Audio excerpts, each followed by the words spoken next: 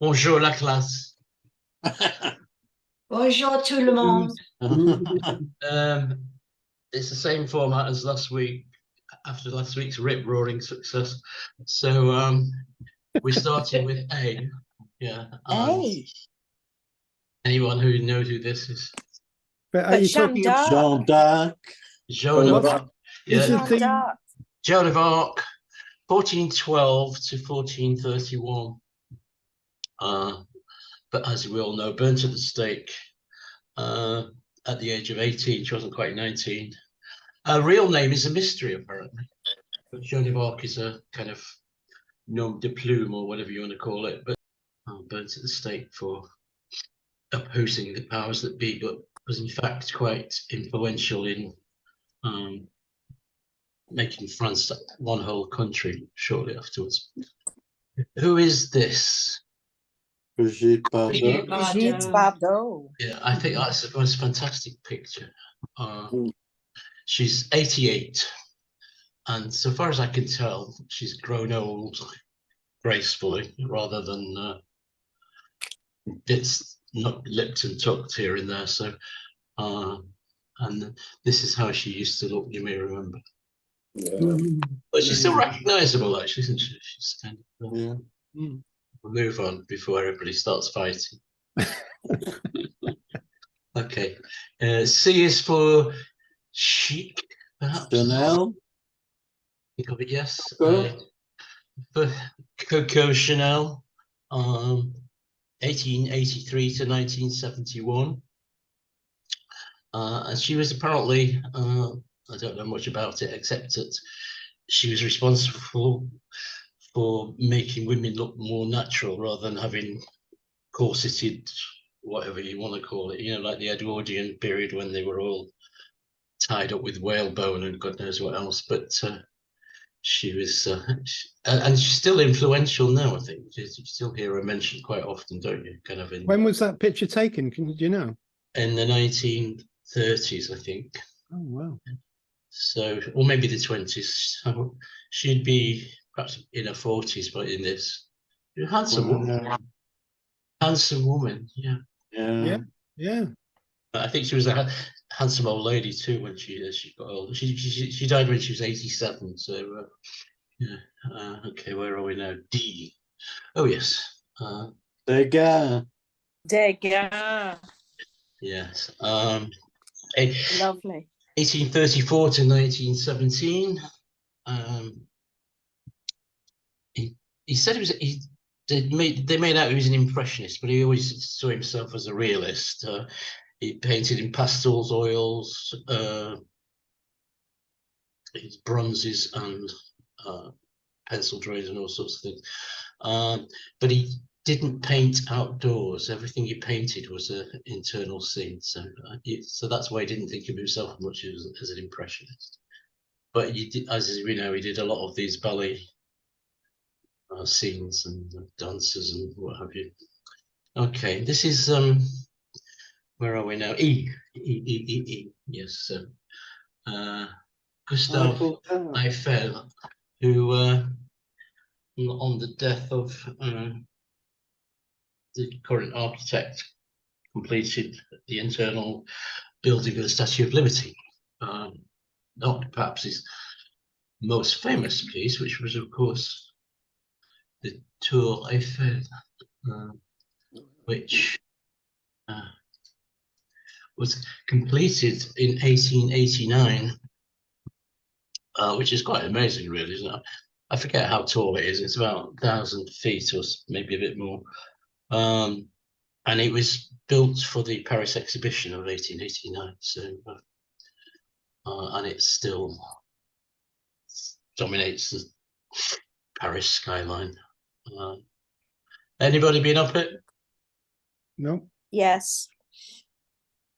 I don't think I've been right to the top. I've been to the middle bit, but I didn't think I've been, for some reason. It's scary, that's why.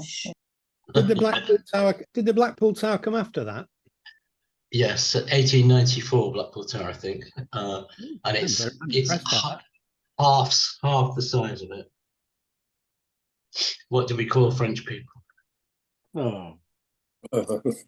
Grenouille. But then, of course, what do they call us? Beef steak. Roast beef. beef. Roast beef. Roast beef. Yes. So we have a cartoon here which depicts frog-legged eaters and roast beefs, which I think is quite a sweet cartoon. Maybe you, I can't quite make out. This is partly in French and partly in English. So, oh no, it's not.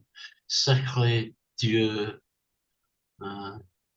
blessings of liberty or something. And this is, oh, this cursal misery. So it's about taxes and things, but presumably it had more meaning in, I don't know, 1789 or something. But there we are. What's it from? Is it from Punch or something? Yeah, it looks like it, doesn't it? One of those kind of. Yeah. It says no more slavery, all free citizens, ha ha. By something how we live. We swim in milk and honey. Right. Okay. That's what the frog's legs one says. That's in English, by the way. I'm not translating. Yeah. Yeah, but it's kind of like a. And the other one says, oh, this cursed ministry, they'll reign us, I think, reign us with their damned It's ruin. I think it's taxes. ruin us, isn't it? Ruin us. Why? Zounds, they're making slaves of us all and starving us to death. As he seats in his roast beef. I don't think starving is how he's going to die, but there you are. No. Gout, more like. I like his wig on the end of the chair. Yes. Oh, yeah. Well, there you go. There's two very kind of disparate views of the English and the French. It's a wonderful. Okay, let's the guillotine. Guillotine. I was reading that it was, in fact, a humane means of killing somebody. Not sure how humane chopping somebody's head off is, but in fact, it was efficient. That I think that's what they meant. It meant that previously, people had relied on somebody with an axe, and it wasn't always that successful. You had to hit them a couple of times before the head came off. The guillotine was seen as being terribly efficient. So, but I suppose in France it was abolished when they abolished capital punishment. I don't know when that would be. But okay, H. Huguenots. The French Protestants, which we don't think about very much, but in fact they at one point they were 10%. Their religious beliefs were based on Calvinism, and they were a very kind of educated, prosperous, efficient group of people, but of course they were prosecuted by various persecuted, I should say, not prosecuted, by the various ruling powers in France for many, many years. And quite often they either were sent abroad or they escaped abroad. There's a large, huge Huguenot population in London, in fact. So, and it was thought that France was sort of it was a bit of a brain drain when the Huguenots were sent away because because they were such a kind of productive group of people. There's an opera depicting the plight by Meyerbeer called Les Huguenots, that was made in 1836. It wasn't until the French Revolution that they were given full equal rights in France. So they were treated pretty miserably. Anyway, it's a nice painting. Yeah. We are on letter I. Another painter. This is Jean Auguste Dominique Ingres, who is a painter of 1780 to 1867. Sort of neoclassical type. right? And this is another of his paintings, Monsieur Bertin, which I think is a terrific painting. It's fantastic. It's a really good one, isn't it? Yeah. Oh, yeah. It's just it's almost real, isn't it? It's kind of you get a sense of the man and his character and everything. Yeah, there you go. That was one of Ingres' paintings. Who's this? Letter J. Yeah. Jacques Cousteau. Jacques Cousteau, indeed. Yes. Very good. Do you remember his programs in the 60s Yeah. and 70s? I watched them, yeah. Yeah. There was another person, wasn't there, who used to do? Was it Hans?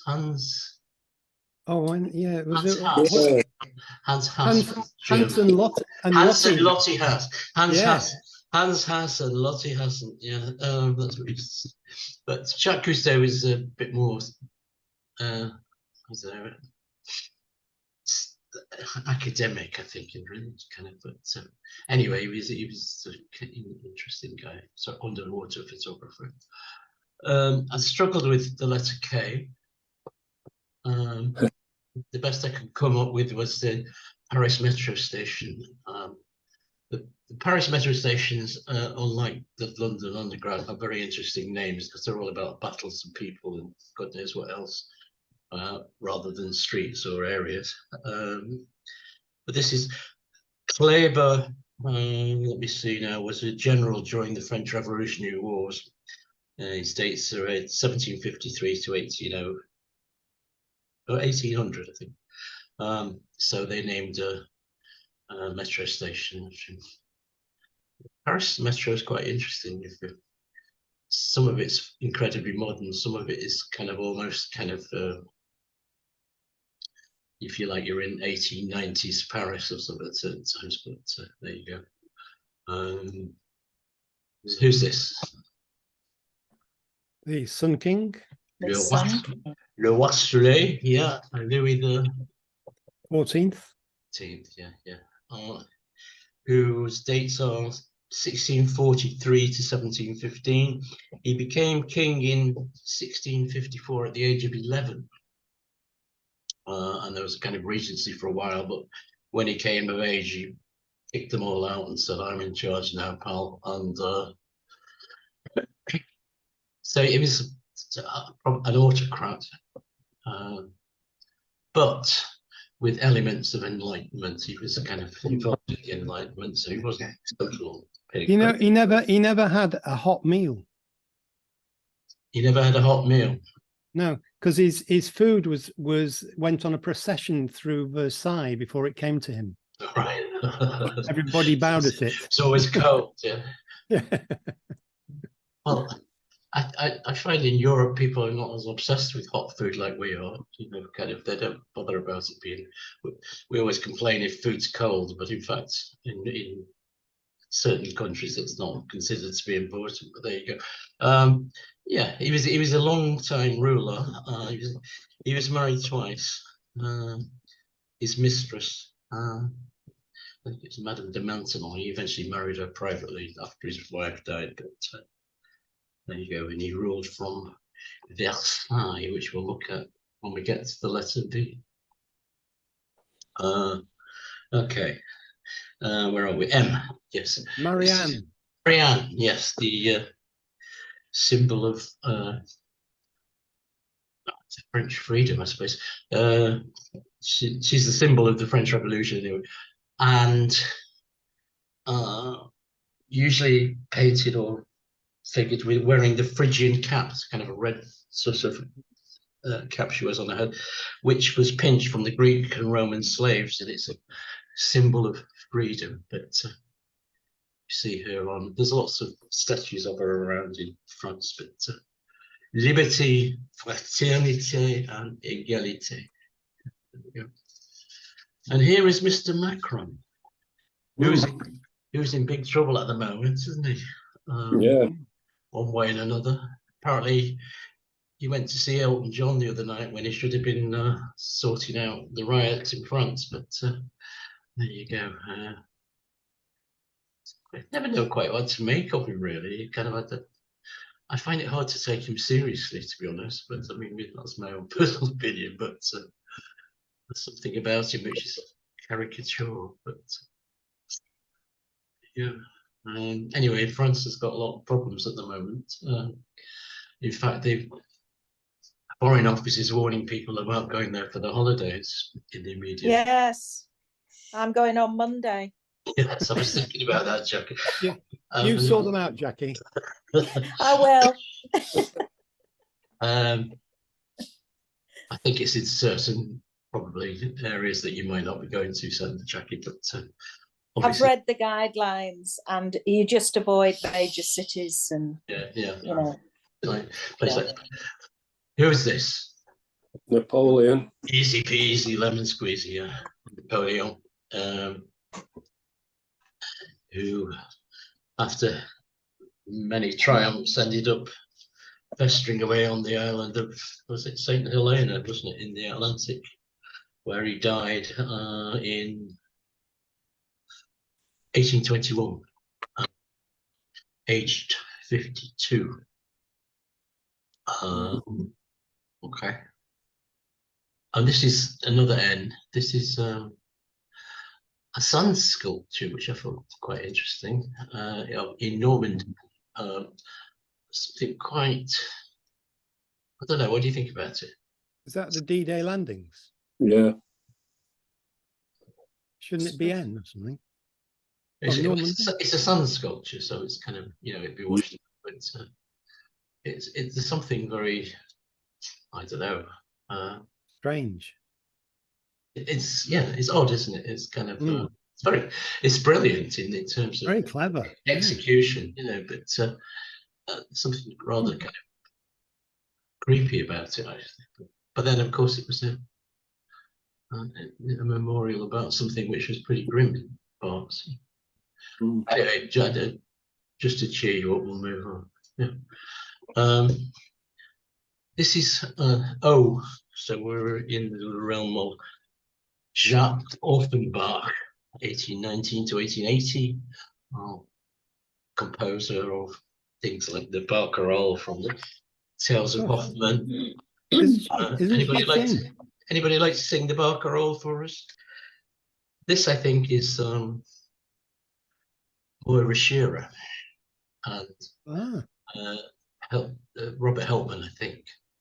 I'm not absolutely certain, but I think it's from a film called About the Tales of Hoffmann. And this is Olympia, the doll which comes to life. Anyway, there you go. Okay. Oh, yes. La Môme, Yeah. or the Little Sparrow, yes, 1915 to 1963. A very distinctive, slightly tragic person, I think, in many ways. Terrific voice. Yeah, she was only about 4'10" or something, maybe. Anyway, yeah, and a very unusual kind of distinctive. Yeah. Okay, and this is Marcel Proust.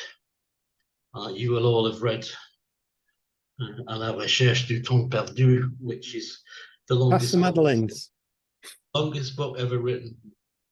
1,267,069 words, which is twice the length of War and Peace. But if you've got a couple of weeks to spare, you might pick it up and browse through it. What do you think you're going to show you next?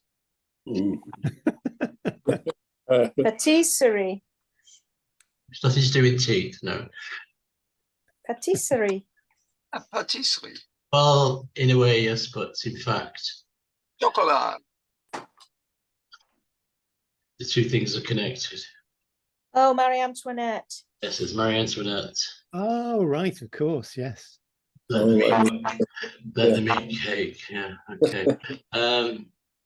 Yeah, Marie Antoinette was in fact not French, she was Austrian, but she was married to the French king, and polite to the end, apparently, because when she was mounting the tumbrel or whatever to have her head chopped off, she stepped on the executioner's toe. And she apologized and said, "I did not do it on purpose." and then he chopped her head off. So there you go. Yeah. Mm. You know, there's a big misunderstanding about cake. She didn't say gâteau. She said brioche. And brioche is that kind of sugared bread that is eaten. She Well, didn't. there you go. Okay, who we got here? Oh, that's Benoit. Benoit, yeah, Benoit. fantastic. I love his stuff. It's always so kind Me of too. bright and cheerful. So I'll have to rattle on a bit. Sorry.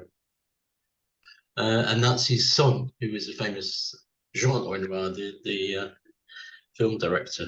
Oh, I didn't know it was related. Huh? Yeah. And this is the Sorbonne, the famous Parisian university, which doesn't technically exist anymore. The stuff is the University of Paris, but it was founded in 1150. And some of the alumni are John Calvin, Thomas Aquinas, Voltaire, Balzac, and millions of others, but there was just a few. And here we have Toulouse-Lautrec, a comte, who has suffered from achondroplasia, or I can't say this, Parkinsonismus, which he was estranged from his family because he wanted to live in Paris, and he was, they wanted to lock him up in the chateau, but he determined to live his life despite his disabilities. He's serious alcoholic, and eventually he died, not so much at his own hand, but he had to sleep more or less sitting up, and he chose to lie down. So that's, a bit like the Elephant Man, if you like, that kind of. And this is one of his paintings, not one of the famous posters, but I just happen to like this one of the two ladies dancing in Paris. Okay, U is for unions, a big deal in France. I'm going to rattle. V is Versailles, which we all know about, the Hall of Mirrors. This is also V for Voltaire, polymath, historian, novelist, playwright, poet, you name it, he did it. Okay. William the Conqueror, we all know about him. We cannot claim him as ours, I suppose, even though he's originally from France, but there you go. The only thing I could find from X was xenophobe, which is a French word, but we all know about xenophobia, so I'm going to brush through that one. Y, Yves Saint Laurent, who was actually born in Algeria, but famous French couturier, died in 2009, I think, something like that. And Émile Zola, I rather like this quote. I would rather die of passion than of boredom. But there you go. Famous novelist, Nana, Germinal, J'accuse, Thérèse Raquin, etc. And this is Zinedine Zidane. Yeah. Zidane. Born in Marseille in 1972, captain of the 1988 World Cup winners and the 2000 European Championships, sent off in 2006 for headbutting an Italian player, and they went on to lose the World final. There you go. And that, my friends, brings us, I got to the end today without being cut off. There we go. Great stuff. Lovely.